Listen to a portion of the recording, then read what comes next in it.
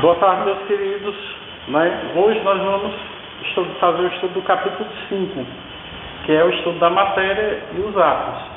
Esse capítulo inicia na página 68 do livro de vocês. E hoje nós vamos comentar um pouquinho sobre a historinha da constituição da matéria e depois explicar sobre o conceito filosófico de átomo. Explicando mais um pouco da história da constituição da matéria. Essas ideias, surgiram há 400 anos antes de Cristo. Existiam naquela época dois filósofos gregos, o Leucipo e o Demócrito, que eles já imaginavam que se eu fosse dividindo a matéria, ia chegar um ponto que essa matéria seria tão pequena que não poderia mais ser dividida. A esse conceito, já na época, eles já chamavam de átomo. O A é um prefixo grego de não e o tomo é um prefixo de divisível. Então, não divisível. Era a ideia que existia para o átomo. Primeiro conceito filosófico. Depois, já na Idade Média, surgiu o que a gente chama de alquimia. Nessa época se buscava o elixir da longa vida e a transmutação de materiais em ouro. Acreditava-se que, descobrindo com os estudos da alquimia, poderia chegar a um ponto de descobrir uma substância que transformasse qualquer material em ouro. A partir de então, avançando mais um pouquinho dentro da alquimia ainda, surgiu o conceito de quintessência, que era um conceito filosófico-científico, vamos dizer assim. Filosófico por quê? Porque eles acreditavam na ideia do flogistro, que era a alma da matéria. E aí consideravam que toda a matéria existente no universo era formada por proporções diferentes de 4 elementos, que seria a água, a terra, o fogo e o ar. Eles acreditavam nessa época que se eu misturasse essas substâncias em proporções diferentes, eu obteria ouro, eu chegaria ao elixir da longa vida. Então, por isso que nessa época a construção era mais filosófica do que científica. A construção química mesmo, se deu a partir do século XVIII. Então, a química é uma ciência nova, uma ciência de construção, mas ainda nova. Surgiu dois grandes cientistas, aí aqui sim a gente já pode considerar o conceito como científico, de definir as proporções que eu teria que misturar certos constituintes para obter as substâncias. Então, essas leis eram chamadas de leis ponderais. Em 1775, nós vamos ter a primeira e mais conhecida delas, que é a lei de Antoine-Lavoisier. Essa lei é muito conhecida porque é aquela lei que diz que na natureza nada se perde, nada se cria, tudo se transforma. Esse século aí, século XVIII. Então, se eu for fazer uma reação química, nós vimos na aula do capítulo 2, só relembrando aqui para vocês, que toda representação química ela é constituída de duas passagens, vamos dizer assim. O que vem antes da seta são os reagentes, o que vem depois da seta são os produtos. Então, essa lei diz o seguinte, que se eu colocar proporções definidas de certos constituintes, por exemplo, aqui nessa reação, eu tenho 215,8 gramas de prata, faço reagir com 32,1 gramas de enxofre. Ocorre a reação química e eu vou produzir exatamente a quantidade em soma dos reagentes com os produtos. Ou seja, a soma de 215,8 mais 32,1 dá exatamente 247,9. Ou seja, na natureza nada se perde, nada se cria, tudo se transforma. Beleza? É só a soma. E existe uma outra lei tão importante quanto, que foi uma lei de Joseph Louis Proust, chamada Lei de Proust, 1799, que ele vai nos dizer que as reações químicas ocorrem em proporções definidas. Por exemplo, eu coloquei aqui a reação química do gás hidrogênio com o gás oxigênio para a formação da água.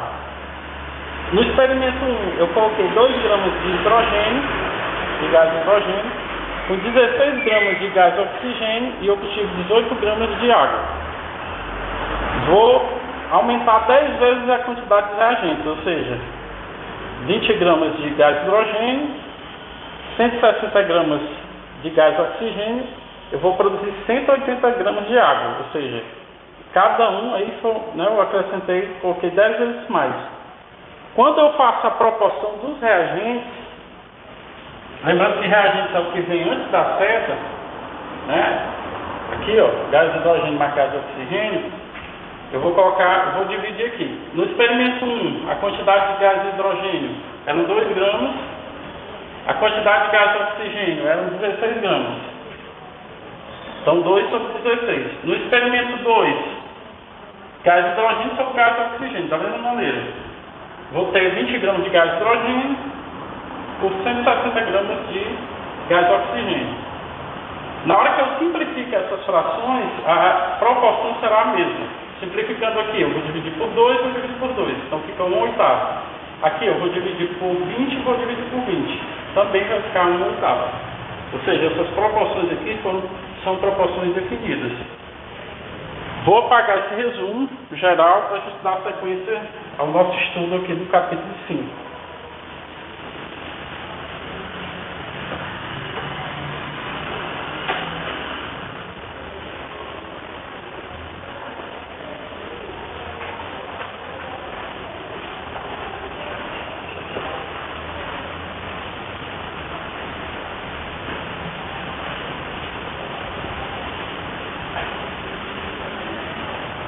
Aí aqui chega nosso primeiro conceito científico para átomo, que surgiu em 1808, que é a teoria atômica de Dalton.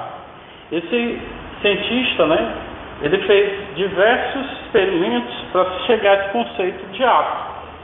E ele, através de várias pesagens de alta precisão, ele determinou que os pesos dos átomos eram diferentes, dependendo do tipo de substância que estava se tratando.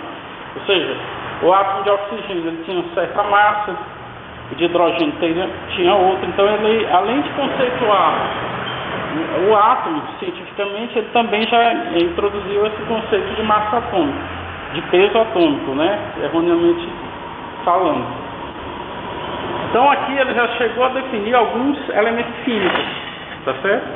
Ele já conseguiu conceituar o átomo de sódio, de potássio, e alguns outros que eram mais conhecidos na época, tá certo? Que estão representados nessa tabela aí da página 66. E aqui eu tenho algumas representações usando esse conceito de Dalton. Eu tenho uma fórmula, no caso da água, H2O, os elementos que formam essa molécula, hidrogênio e oxigênio. Lembrando, eu falo molécula quando eu estou representando uma apenas. Quando são várias moléculas iguais, lembrando, né, nós teremos o quê? Uma substância, tá certo? Essa é a diferença entre molécula e substância química. Então aqui ele faz a representação também da molécula de metano, ou seja, a fórmula química é CH4, os elementos químicos que formam o metano, carbono e hidrogênio. Eu vou ter um átomo de carbono, 4 de hidrogênio ligados. E ele faz a representação por esferas aqui no canto direito. Ozônio, fórmula química, O3, elemento, apenas o oxigênio. Quantidade de átomos, 3 de oxigênio. Eu já vou aproveitar aqui para definir o que é uma substância simples e uma substância composta. A simples é quando eu tiver um elemento químico formando a molécula. Por exemplo, o ozônio, eu tenho 3 átomos de oxigênio ligados. Já uma substância composta, eu vou ter átomos diferentes construindo a molécula. Exemplos, água, que tem hidrogênio e oxigênio, metano, que tem carbono e hidrogênio. Substância pura simples, né? E puras compostas, isso que eu acabei de dizer. Substância pura simples, formada por um átomo só, né? Formando a molécula, e oxigênio, ozônio. Como eu tenho mais de uma molécula aqui, eu já tenho substância. Por isso que ele representa 2 ali, cada um. Gás cianídrico, altamente tóxico, né? Ele é uma substância composta, que é formado por hidrogênio, carbono e nitrogênio.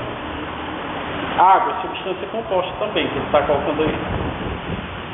Aqui ele dá um mapa conceitual muito interessante para a gente resumir o assunto de hoje, né? A matéria, ela é formada por substância pura e por mistura. As substâncias puras eu classifico em substâncias simples, quando são moléculas formadas pela ligação de átomos iguais. Ele deu um outro exemplo aqui, que é o gás cloro. E a substância pode ser composta, quando a molécula é formada por átomos diferentes. Ele deu o exemplo da água, que é oxigênio e 2 hidrogênios. E as misturas, nós estudamos que elas podem ser classificadas em homogêneo, exemplo, água e álcool, e heterogêneo, água maior. Com essa aula, já dá para nós todos, né, realizarmos as atividades das páginas 68, página 69 e página 70. Tá bom? Essas atividades, lembro mais uma vez, elas vão ser disponibilizadas através de link e vocês vão responder no link lá do Google Classroom. Obrigado, boa tarde.